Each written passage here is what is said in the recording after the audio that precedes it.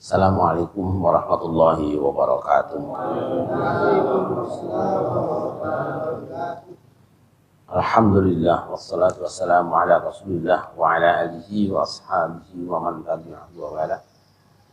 Rabbi shrah li sadri wa yassir li amri wa hlul 'uqdatam min lisani yafqahu qawli.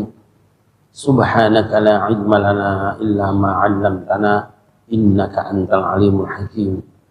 Nahdiniyah al-Fatihah. A'udzubillahi minasyaitonir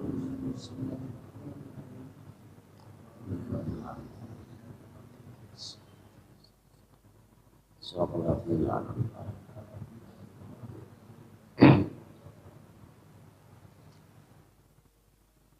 Pada hari ini kita akan kembali membaca surah Al-Isra ayat yang ke-36. A'udzu billahi minasyaitonir rajim.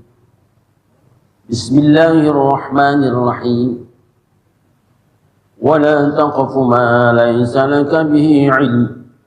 Innas sam'a wal basara wal fu'ada kullu ulaika kana 'anhu mas'ula. A'udzubillahi minasyaitonirrajim. Bismillahirrahmanirrahim. Janganlah engkau mengikuti sesuatu yang tidak kau ketahui. Sesungguhnya pendengaran, penglihatan dan hati nurani semua itu akan diminta pertanggungjawabannya. Shadaqallahul azim. Tujuan akhir dari Allah menurunkan firman-Nya, tujuan akhir dari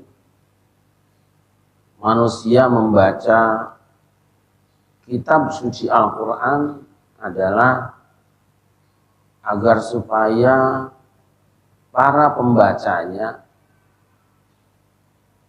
dapat memperbaiki budi pekertinya, yaitu dengan cara mengerjakan yang baik dan meninggalkan yang buruk. Mengerjakan yang baik, Allah telah menyediakan sarananya. Yang sarana tadi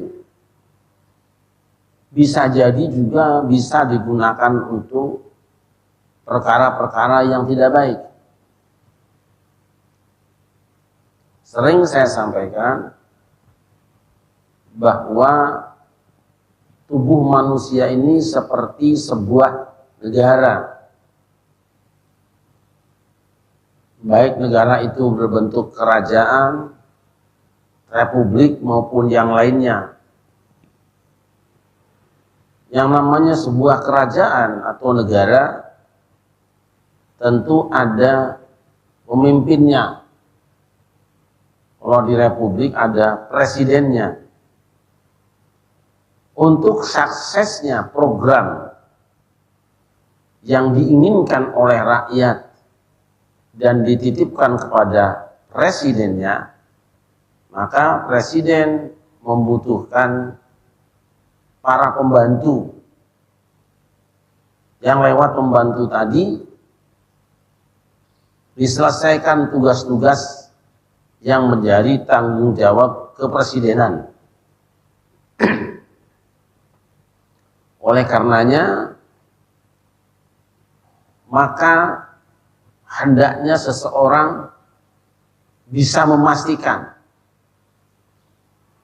bahwa pekerjaan ngurus negara itu baru bisa dimulai setelah presidennya siap.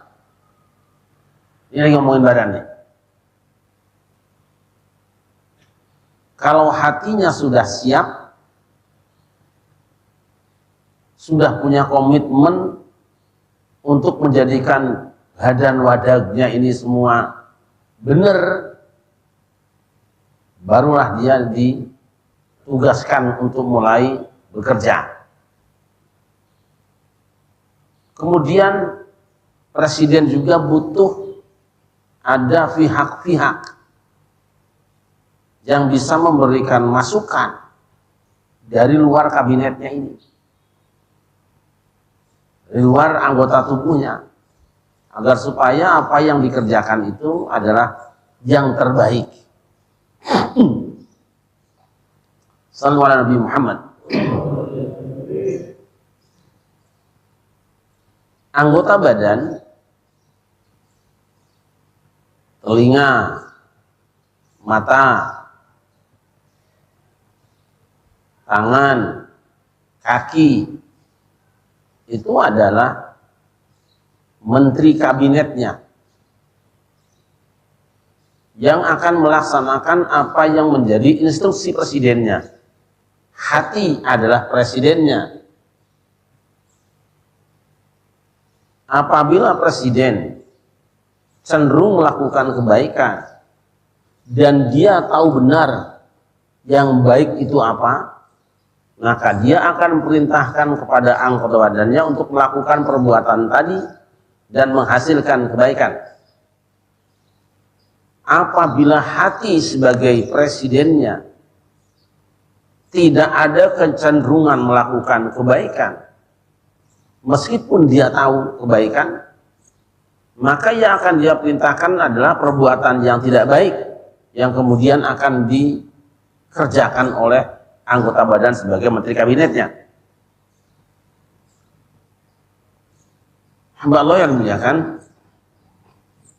hasil yang dikerjakan oleh anggota badan itu nanti akan dinikmati bersama-sama oleh seluruh tubuh. Enak atau tidak enak, badan kita sangat ditentukan oleh apa yang dilakukan oleh kabinetnya. Dan apa yang dilakukan oleh para menterinya itu sangat ditentukan oleh instruksi yang dari hatinya. Maka hati penting punya penasehat di luar ini. Ironis apabila yang memberikan masukan dan nasihat itu adalah tangannya, telinganya, matanya, kakinya, lidahnya, hidungnya. Karena ini semua punya kepentingan. Punya kepentingan. Mata punya kepentingan. Ingin melihat yang indah-indah. Pasti. Walaupun ukuran keindahan atau kaidah keindahan dari sekian banyak orang yang datang tidak sama semua. Keindahan wanita misalnya, memang ada wanita yang disepakati indahnya oleh seluruh mata. Ada wanita-wanita tertentu yang kalau orang ditanya ini cantik ya, kau boleh ngomong cantik. Tapi dalam faktanya banyak wanita yang kecantikannya itu diperselisihkan. Cantik cek lu iya, goreng cek lu iya, ayu jere iki, welek tenan jare iki. Mana buktinya? Bini kita berbeda-beda. Memang ada manusia yang wajahnya kurang ganteng, tetapi diberi mata mahal dikit. Walaupun jelek, bininya cakep. Tapi ada manusia yang dianugerahi wajah ganteng, tapi matanya mata apes. Dilalah dapat bini ya. Bes itu jangan apa-apa. Yang tertawa itu kan sedang raba-raba diri apa yo aku sing di gitu. Itu bukti. Nah, supaya penglihatan matamu tidak tersalah ketika kamu akan eksekusi seorang wanita, maka awas, kecantikan versi matamu harus diselaraskan dengan cantik versi penciptanya, sebab dia yang tahu. Jangan-jangan cantik luarnya doang, jeronya mah propos. Kan banyak barang-barang seperti itu. Nih, ontealis tahu tuh. mereknya Gasele, tulisannya terbaca Gasele, ditempel apa namanya, emblem depannya Gasele. Tapi orang-orang macam Haji Mahali pasti tertipu. Buktinya mana? Sepeda beliau tulisannya Gasele, tapi tempelan tukang cat itu. Yang tahu, ini dia nih, Budi sama Kang kita nih. Allah, ini bukan Gasele. Mana buktinya? Lihat tuh nomornya. Ya, nomor rangka di bawah sadelnya kan. Kalau Gasele sebelah mana? Sebelah mana? Kanan. Nah, ya. Kalau sebelah kiri bukan Gasele, walaupun tulisannya Gasele banget.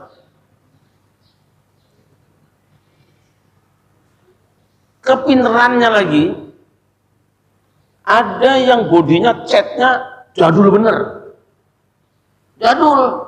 Tapi ini hasil keahlian tukang cat. Aslinya mah sepeda kemarin sore ada, udah ya. Selaraskan penilaian cantik matamu dengan cantik versi penciptamu. Bisa jadi yang cantik menurut penglihatanmu sebenarnya dia sangat buruk di mata penciptanya. Ketika kau bawa berumah tangga, cantiknya hanya pada saat resepsi pernikahan. Masuk rumah tangga, masak gak bisa. Sholat lambat mulu. Belanja mintanya tiap hari. Cantik versi matamu, selaraskan dengan penciptamu. Telinga ini pasti punya keinginan untuk menikmati suara yang indah. Tetapi keindahan suara versi telinga seseorang bisa jadi berbeda dengan versi telinga yang lain. Mana buktinya? Sekian banyak orang tidak sama yang disenanginya. Memang ada suara yang disepakati enaknya oleh manusia. Ada. Dan itu manusia langka yang bisa menciptakannya. Misalnya tanya, lagu ini enak gak? Semua orang bilang enak. Puisi ini indah gak kita dengarkan? Indah semua orang. Dan itu sedikit jumlahnya. Rhoma Irama misalnya, Ebit G.A.D. misalnya. Terus siapa lagi? Itu banyak, hampir semua orang mengatakan itu indah, enak versi telinganya. Tapi ada musik, lagu, nyanyian, bahkan orang baca Quran yang hanya indah menurut sebahagian. Kata yang lain enggak. Umpamanya keroncong. Mungkin buat Pak Haji Mahali gue enak tenang. Tapi untuk anak 17 tahun ngantuk. Iya benar.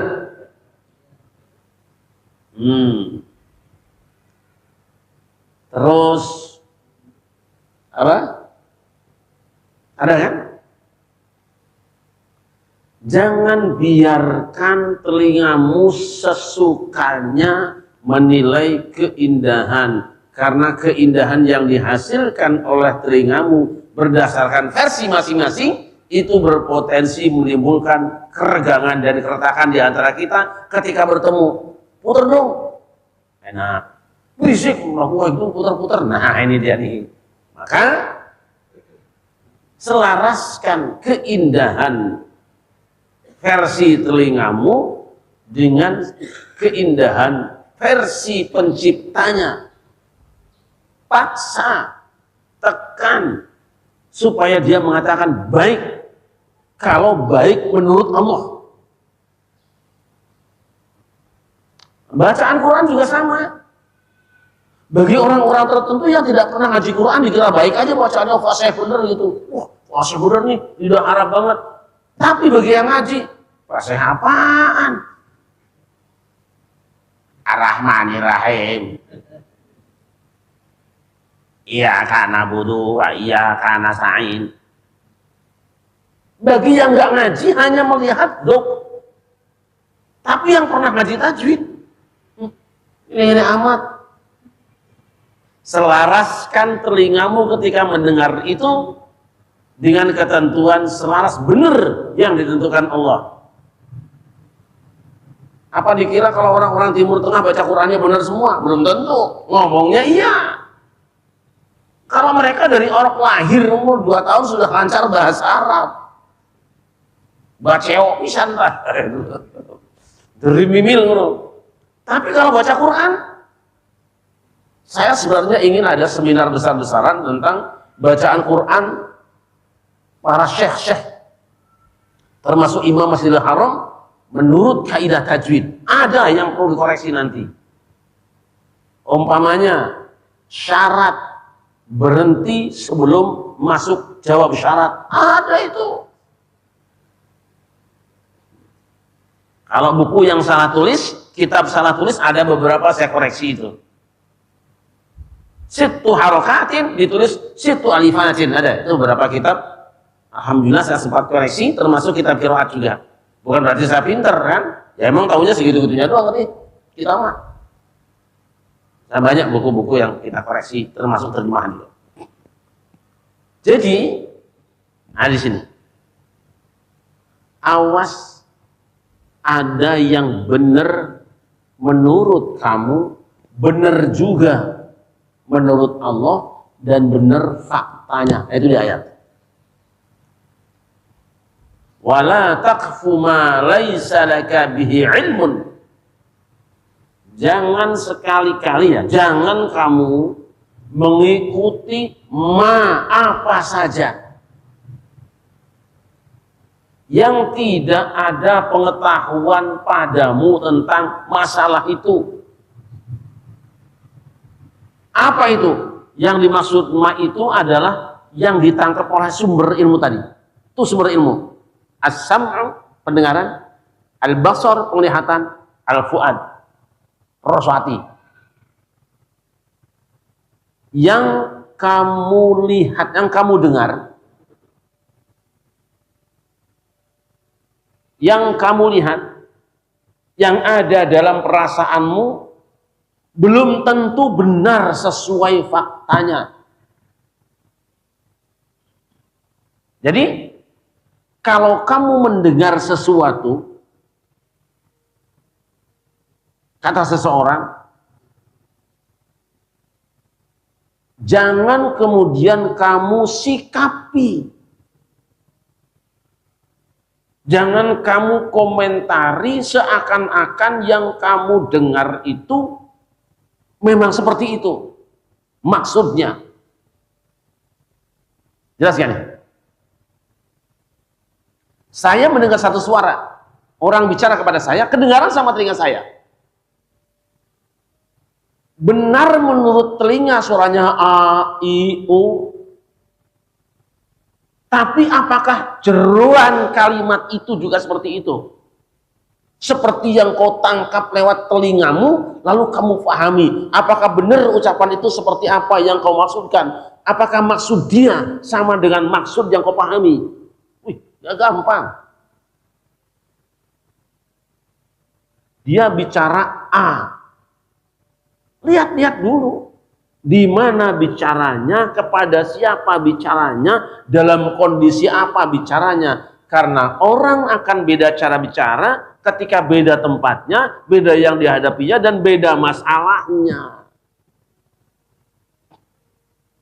Ucapan seseorang dalam keadaan bahagia atau cinta dan suka akan berbeda dengan ucapan seseorang ketika dalam keadaan marah. Maka dalam keadaan cinta kadang-kadang keindahannya naik, tapi dalam keadaan marah kadang-kadang bencinya sampai anjlok. Nah, di sini La taqfu ma laysa laka bi'ilm. Kalau begitu berarti kita jangan sembarang bicara. Sama. Wal basar. Penglihatan. Jangan setiap yang kamu lihat kemudian kamu komentari. Sebab jangan-jangan komentarmu itu salah. Bagaimana kalau bicara di muka umum? Masuk YouTube lagi. Ini sebenarnya. Nah, banyak sekarang kan? So, kita lagi menyanyikan lagu Indonesia Raya dan Nusantara dalam acara maulid, komentari, baru ada maulid kayak gini, loh, dia tidak tahu. Sebelum itu kita sudah baca berzanji, baca Quran selawatan. Yang dia lihat cuma 5 detik atau 5 menit, dia komentari.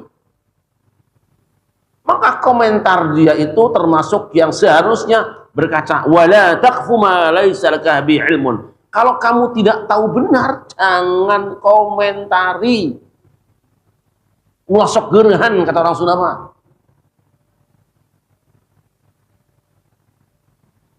Kita ini kadang-kadang melihat sesuatu ingin ngomong mulu.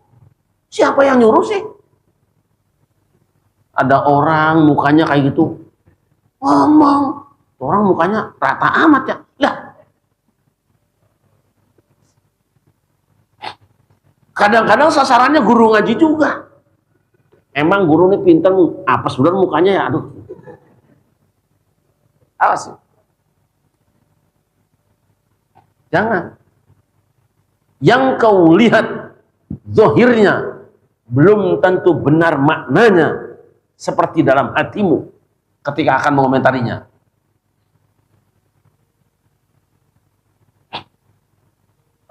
Masa sih pengajian pakai belangkon? Gak mungkin, itu kan dukun. Nah, ini jadi. Kalau dokter kan pakai sepatu, lah itu kan lagi dinas. Masa timbang mau Jumatan pakai sepatu juga? Pakai jas dinas, padahal di rumahnya. Gitu lah. Wah, dia kan cuma supir apa? Ini pakaiannya nggak cocok nih, nggak mungkin dia, ini pasti palsu nih. Nah, awas nih. Hanya gara-gara karena sepatu. Kau salah lihat. Hafidhul lisanahu. Jangan kemudian penglihatanmu dihubungkan dengan pengalaman hari-harimu tanpa menghubungkannya dengan situasi baru yang mungkin mempengaruhinya. Yang paling baik apa? Kata Nabi, rahimallah man hafidha lisanah. Ini dia. Hadis dianggap, ada yang mengatakan hadisnya maudhu, tapi saya ingin sebutnya hadis saja dulu ya. Kalimatnya indah.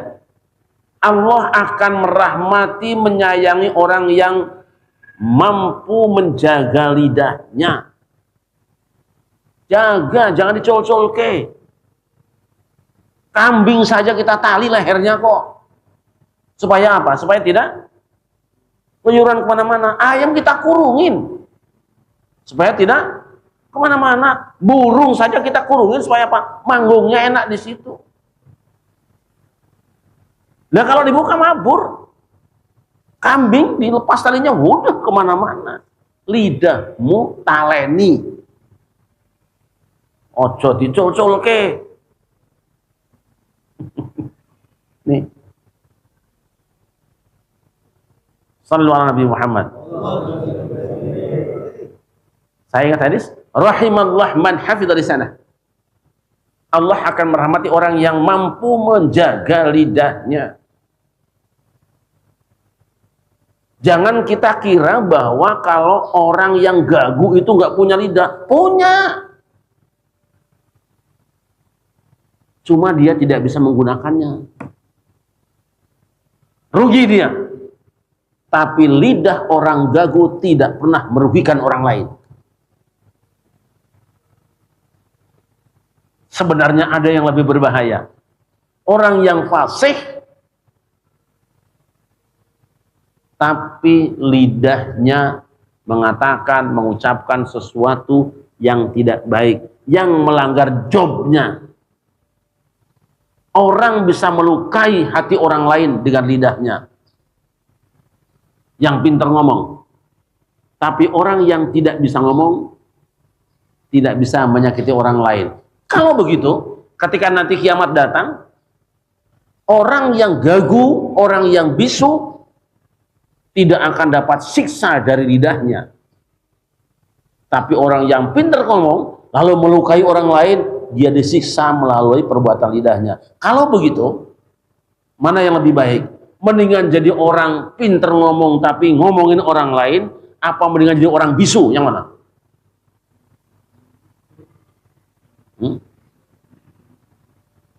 Yang lebih baik itu bisu apa ngomongin orang lain?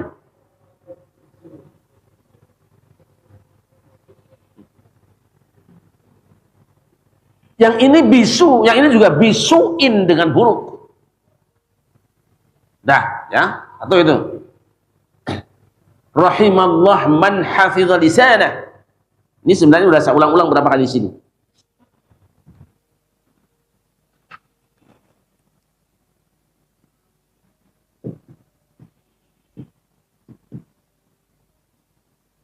Harusnya bukan di sini ya. Man, di sini.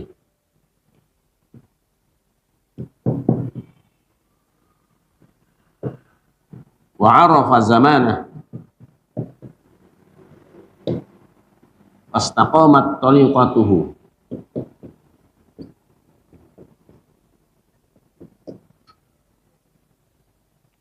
Kita kan sering rahmatullah. Nih dikasih rahmatullah ke siapa? Satu, man hafidhu lisanahu. Duwe cangkem. Tapi bukan nyerocos cangkemnya. Yang bisa merawat lidahnya, dijagain. Dosa orang kalau tidak pernah ngomong, karena tidak pernah memanfaatkan nikmat Allah dan tidak pandai bersyukur dengan lidahnya. Tapi daripada ngomong yang bikin dosa, mendingan gak usah ngomong. Riungan kita ini banyakkan jadi pahala apa jadi dosa biasanya. Kumpulan kita kadang-kadang dimulai dengan pembacaan Bismillah. Mari kita baca Bismillah. Kemudian dengan pembacaan ayat suci Al-Quran yang akan dibacakan oleh anu. Selesai bacaan Quran. Wah. Wetan. Gojol. Gagal. Bagus judulnya doang, mereknya doang tuh acara bagus. Yang kedua, ba'arafa zamanah. Orang akan mendapat kasih sayang Allah, tahu masanya, mengerti situasinya. Berarti apa? Desa mawa cara. Nggih. Musono melu panggonan, gitu. Kalau di pengajian ya ada meja ini. Karena apa? Yang dibutuhkan adalah meja untuk meletakkan Al-Quran. Kalau di pengajian, ya ada minuman ini. Karena yang dibutuhkan adalah air putih supaya tidak batuk. Tidak serak. Kopi supaya tidak ngantuk. Gitu. Susu supaya segar. Tinggal jeruk. Itu kan masalahnya. Tapi kan jeruk nggak cocok pagi-pagi. Matrap ing panggonani. Muqtadul hal gitu loh. Ucapan, pakaian, tindakan harus disesuaikan dengan tempatnya. Maka wajar dan Allah suka dengan orang yang suka menyesuaikan pakaiannya. Arafah zamana. Saya nyopir ojek misalnya. Angin-anginan. Ya saya gunakan baju yang hari-hari. Kadang-kadang sendal jepit gitu. Supaya praktis. Tapi kalau diundang sama siapa misalnya? Kan? Kalau diundang sama Pak Pres umpamanya, ya ganti saya bajunya. Jangan kemudian dikomentari. Masa sih? Ojo kayak gitu. Nah, ini dia. Yang ganti bajunya, yang tampil kerennya pas sesuai ini. Dia orang tahu waktu, tahu tempat, manjing ngaji rosok, menghargai orang. Masa diundang itu pakai sendal capit, kemudian pakai celana pendek. Ini yang benar. Ternyata orang-orang yang dianggap remeh dan kecil lebih normal cara berpikirnya, lebih benar sikapnya daripada orang yang katanya pakar pikir malah ngomongnya salah, mergo ra iso nahan irate iki lho. Enggak. Kalau begitu gerendengkan dua makhluk kelompok manusia tadi, yang bagus yang mana? Ini kursinya terhormat, tapi hatinya busuk dan perbuatannya, lisannya tidak terjaga. Yang ini hina kata orang, tukang nganterin orang, gak ada nilainya, disuruh-suruh orang. Tapi dia mampu menempatkan dirinya, menyesuaikan dirinya dengan tempat di mana sekarang dia berada, ganti baju, pakai sepatu, menunggu.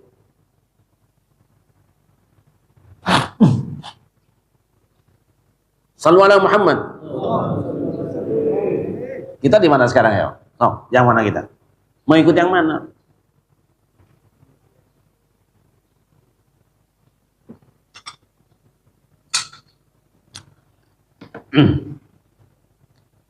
Pendengaran. Kenapa kok bukan mata yang disebut? Sesungguhnya pendengaran, bukan ain. Ini ilmu. Keindahan situ. Sebab yang dinilai oleh Allah itu bukan wadahnya, bukan fisiknya, tapi karyanya. As-sama', kenapa bukan telinga, al-udhun? Innal udhuna, bukan. Kok as-sama'? Pendengarannya. Gitu. Kenapa tidak kabid dan tihalnya, tapi fuadnya? Yang disebutkan Allah itu fungsinya. Agar supaya apa? Satu, bahwa yang namanya pendengaran itu adalah fungsi, sedangkan telinga adalah alatnya. Ada orang yang telinga mah punya neng budek. Ada. Itu orang-orang yang budek, ada daun telinganya enggak? Ada. Ada orang yang punya mata tapi nggak ngelihat, ada nggak? Ada. Kita ngelihatnya bening matanya dia, tapi dia nggak ngelihat apa-apa tuh. Ada matanya tapi tidak ada penglihatannya. Ada fisik hatinya, gambar sente itu, daun sente itu, tapi mati rasa. Ada ya? Yang akan dinilai oleh Allah bukan ukuran segede apa telinganya. Wah, dia mau telinganya gede tuh, cakep nih. Bukan. Bukan belok matanya, bukan. Dia mau matanya sipit, kecil pahalanya, bukan. Sipit matanya tapi duitnya. Gimana lo mata belok tapi duit? Warteg aja ngutang. Nah, fungsinya tidak disebut sesungguhnya telinga, mata, dan limpa, jantung atau apa namanya, limpa ya hati itu. Apa namanya kalau liver ya? Bukan itunya. Masya Allah, ini bahasa Quran luar biasa ya. Yan ngunu. Sesungguhnya pendengaran, penglihatan, dan hati, rasa hatimu, kana anhu mas'ula, akan diminta pertanggungjawaban. Ukuran kupingmu gak usah diributkan, tapi tugas kupingmu biar sesuai dengan job yang ditentukan, itu kamu urusin. Nanti akan ditanya. Matamu, nggak usah repot-repot kamu, udah jadi kok, tinggal pakai toh. Tapi fungsi matamu itu yang akan ditanya. Nah, kita akan tanya hari ini. Kecenderungan dan ketertarikan ini nih, siap belum mas'ula, akan dipertanggungjawabkan, siap belum? Selama ini yang dikonsumsi telinga kita itu apa? Berapa persen yang taat? Berapa persen yang maksiat? Tapi kembali ke sini. Nih, harus ada penasehatnya. Apa nasihatnya? Satu, faqsusil qasasa la'allahum yatafakkarun. Wa kullan naqussu 'alaika min anba'i rusuli ma nusabbitu bihi fuadak. Fuad. Kisah-kisah terdahulu itu untuk mengokohkan hatimu supaya apa? Tidak ragu-ragu menyampaikan kebenaran dan kamu tidak memilih yang tidak diridhoi Tuhan. Itu caranya apa? Baca kisah-kisah terdahulu biar gak baal hatimu. Tapi jangan cerita khurafat, itu rusak hati itu. Dan cerita itu cukup yang ada di Quran, cukup. Ada di hadis nanti sebagai penjelasan Quran, penguraian Quran, takut orang ngerti. Tapi kita kan sedang baca Quran bukan untuk menceritakan sesuatu yang panjang lebar seperti sinetron 20 tahun. Kita baca Quran, ada poin-poinnya. Begitu dibaca, renungkan. Dia akan bilang ke hatimu, ini dia. Yang kedua, zikrullah. Maka orang yang beriman yang ingin hatinya doyan telinganya kebaikan, yang ingin hatinya doyan kebaikan, sehingga memerintahkan telinganya hanya mendengarkan yang baik, yang ingin hatinya doyan kebaikan, sehingga dia akan perintahkan matanya hanya melihat yang baik, yang ingin hatinya doyan kebaikan, sehingga akan perintahkan mulutnya hanya bicara yang baik, wajib dia punya zikir harian. Punya wiridan harian. Dia akan terus menguras kotoran-kotoran di sini. Maka kita tidak bisa menyalahkan ketika ada orang-orang sufi, orang-orang thariqah yang mengajarkan talqin zikir. Saking pinginnya. Gimana ya supaya saya ini mantap zikirnya? Ya jadi guru ditalqin.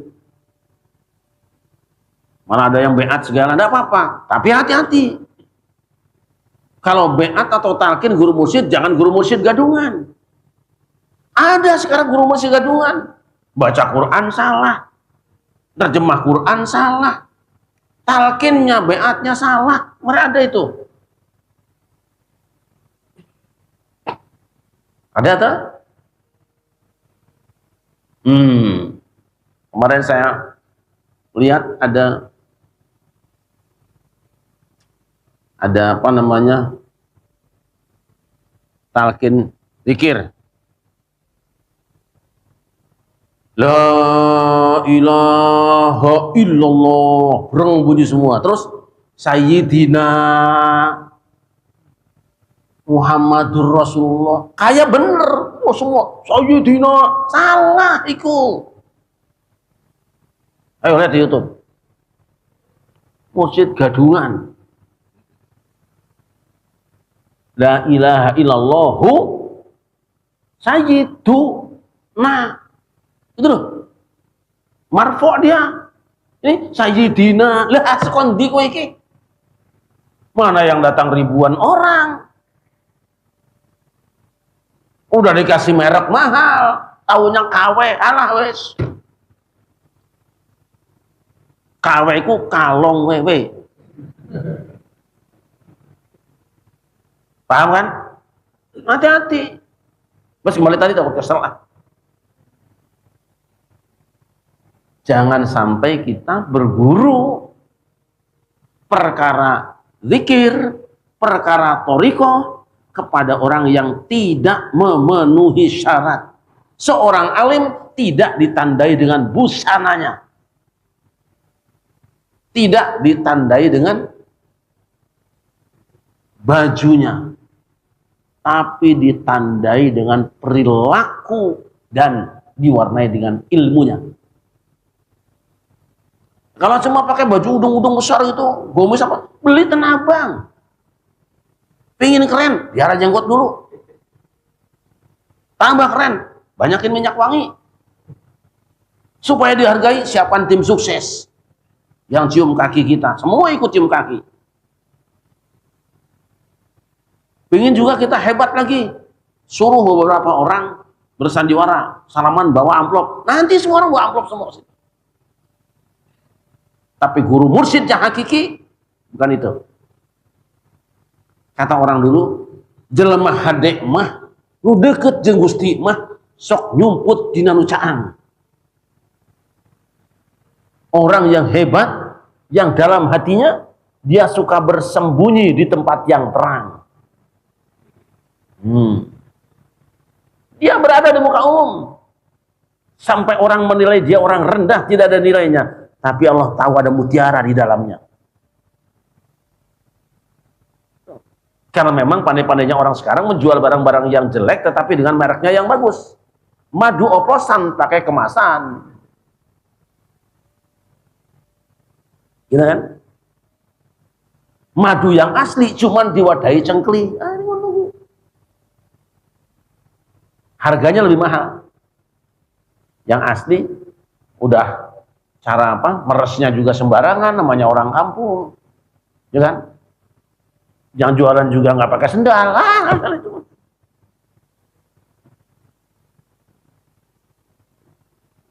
Madu asli ada tandanya. Hanya diketahui oleh mereka yang terbiasa menikmatinya. Kalau hanya mengandalkan tampilan botolnya, kau menyesal selamanya. Begitu diminum, bukan menyehatkan, malah tambah naik gulanya.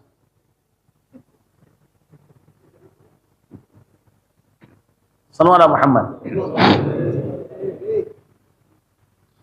Saya akan bacakan sebuah hadis. Saya sebenarnya ingin baca juga Mukhtasar Ihya Ulumuddin.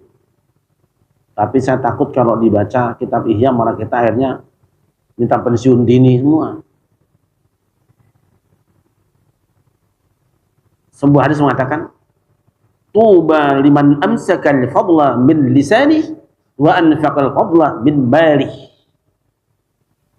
Beruntung orang yang rajin menginfakkan kelebihan hartanya dan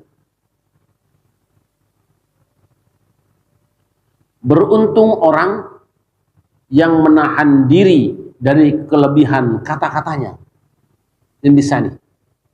dan beruntung orang yang menginfakkan kelebihan hartanya.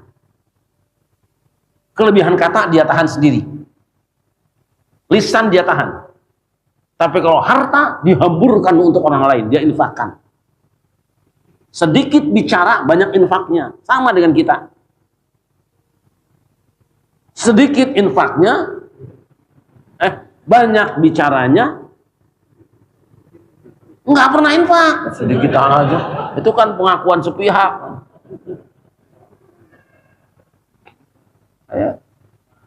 Beruntung orang yang menahan kelebihan kata-katanya, dan beruntung orang yang menginfakkan kelebihan hartanya. Kita tidak pernah kikir dengan kata-kata toh. Boros. Kadang-kadang nggak disuruh juga ngomong mulu. Siapa yang nyuruh kita ngomong? Perasaan kalau nggak ikut ngomong tuh kurang berharga apa kita nih? Gitu? Nyocos semua. Ya kita renungkan sekarang ya. Mana yang lebih semangat kita hari ini? Senangan infak atau senangan ngomong? Padahal tidaklah seseorang mengucapkan satu kata kecuali ada hisabnya. Ayo. Kita pakai mulut kita, pakai lidah kita, ada hisabnya.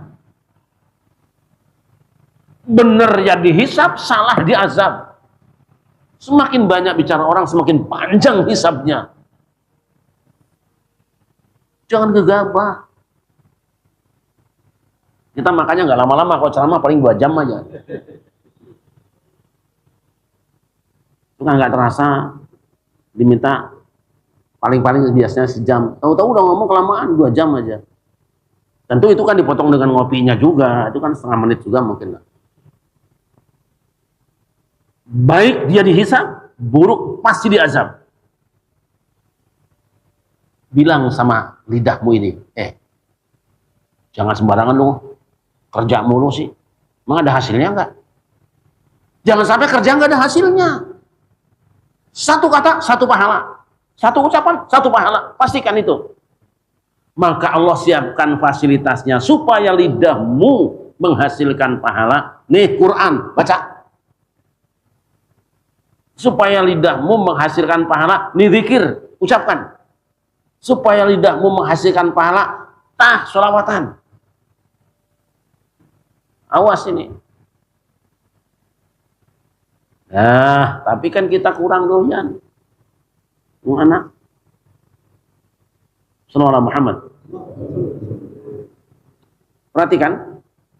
Rasul bersabda, "Inna rajula yatakallamu bi kalimatin min ridwanillahi ma yadhunnu an tablugha bihi ma balagat fayaktubullahu ta'ala lahu biha ridwanahu ila yaumil yalqahu wa inna rajula yatakallamu bi kalimatin min sakhatillahi ta'ala ma yadhunnu an tablugha bihi ma balagat fayaktubullahu ta'ala biha sakhatahu ila yaumil qiyamah." Gini gampangnya. Ada orang yang berbicara, dia tidak menyangka bahwa pembicaraan itu menghasilkan perbuatan baik sehingga dicatat keriduan Allah sampai bertemu dengan dia. Artinya apa? Ada orang mengucapkan satu kata-kata, ternyata akibat kalimat tadi membentuk pribadinya berbuat baik. Tapi sebaliknya ada orang yang mengucapkan satu kalimat, dia tidak menduga bahwa dampak kalimat tadi akan mengundang kemurkaan Allah sampai hari bertemu dengan Allah, sampai hari kiamat. Baik pribadinya maupun melalui orang yang mendengarnya. Perhatikan, berarti ucapanmu nanti akan berdampak pada perilakumu. Catat ya, orang yang sering mencela orang ahli maksiat, dia akan maksiat nanti. Ya, coba rasa. Orang yang suka nyebut langsung kejelekan seseorang, nanti perilakunya jelek terus. Orang yang menuduh salah orang, nanti dia akan melakukan kesalahan terus.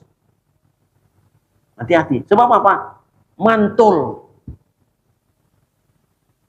Pukulanmu pada orang itu mantul pada kamu. Jadi, gak usah ngomong deh. Daripada ngomongan tadi ngantem, kena apa istilahnya, kena apa namanya, kena omongannya sendiri, kena tulah cangkemnya dewe. Ada ya gitu ya? Coba perhatikan. Kita boleh nonton di YouTube di mana saja, tidak untuk mencela orang. Lihat ya, ada orang yang gemarnya cuma mencari kesalahan orang terus, dia akhirnya disalahkan banyak orang karena memang salah melulu. Ambil pelajaran. Ini orang kerjanya cuma menyerang terus. Presiden ngomong kayak gini disalahkan. Ada kiai ngomong kayak gini disalahkan. Itu nanti dia sepanjang hayatnya salah terus ngomongnya. Kita nih.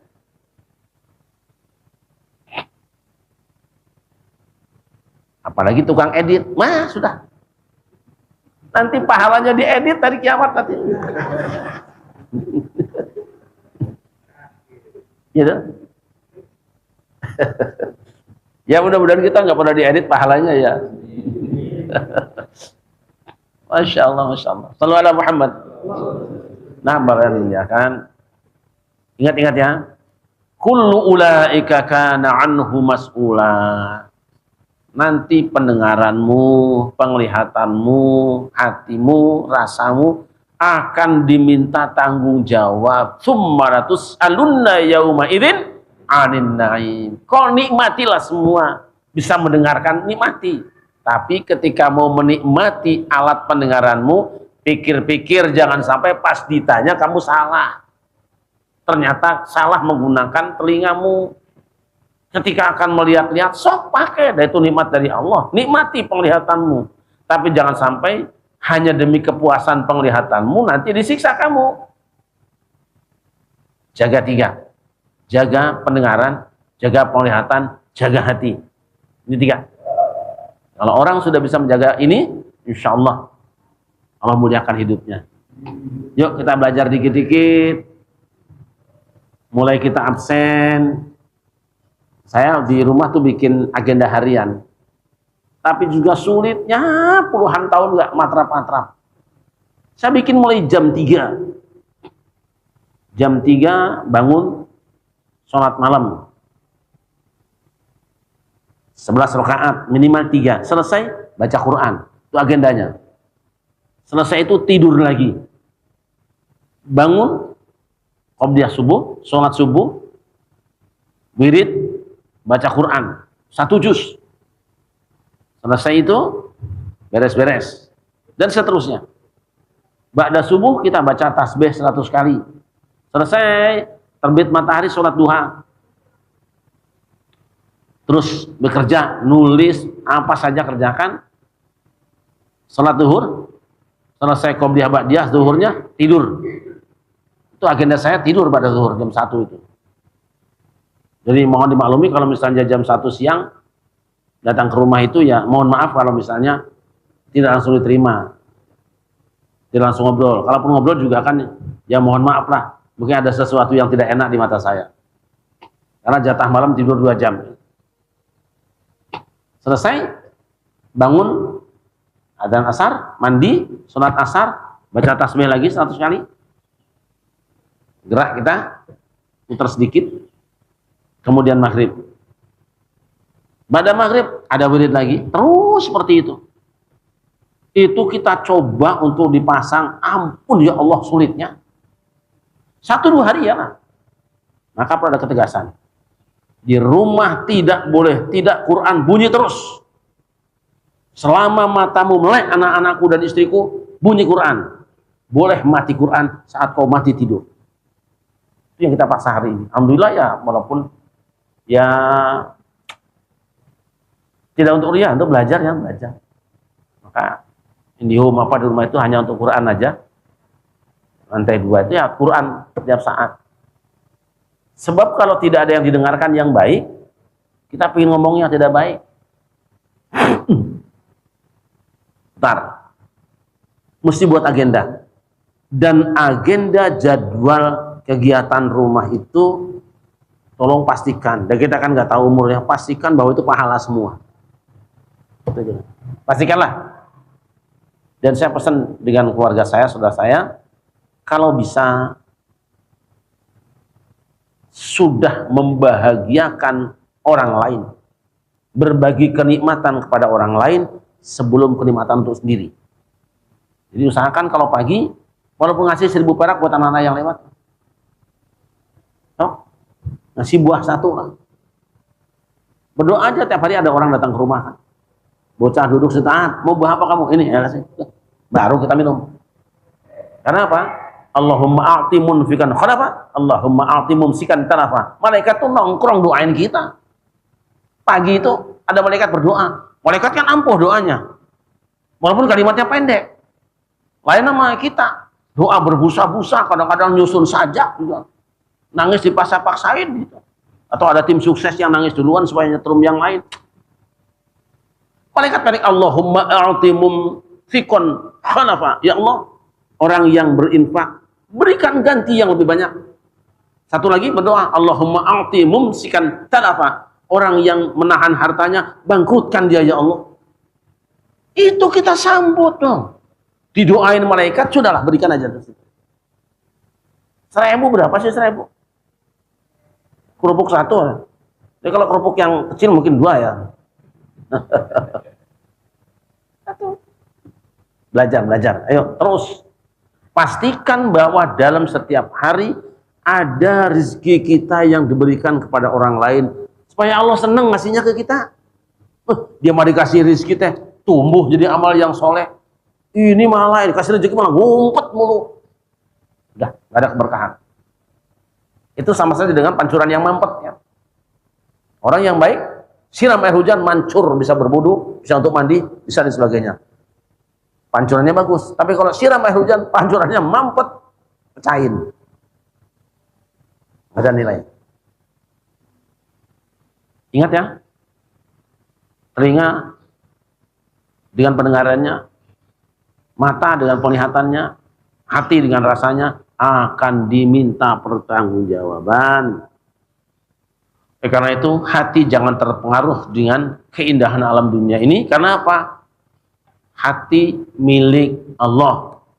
Nah, itu aja. Al-Fatihah.